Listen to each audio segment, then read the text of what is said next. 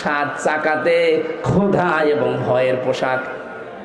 আমাদের দেশেও কিন্তু অবস্থা সামনে দাঁড়াচ্ছে, কারণ আমাদের ক্ষুধার পোশাক আসতেছে, ভয়ের পোশাক তো লেগেই আছে।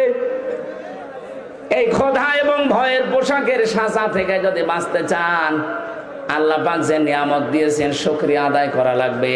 আল্লাহর প্রধান নিয়ামতে কোরআন, দ্বিতীয় নিয়ামত রাসূলুল্লাহ। কোরআনে কারিমের সমাজ ব্যবস্থার দিকে হাঁটা লাগবে। আল্লাহর নবী এখন নেই, তার ওয়ারিসরা আছে। নবীর এই ওয়ারিসদের সাথে ভালো আচরণ, সাহায্য সহযোগিতা তাদের করবেন। এই দেশে আমার আল্লাহ নিরাপদ এবং নিশ্চিন্ত পরিবেশ তৈরি করে দেবে ইনশাআল্লাহ।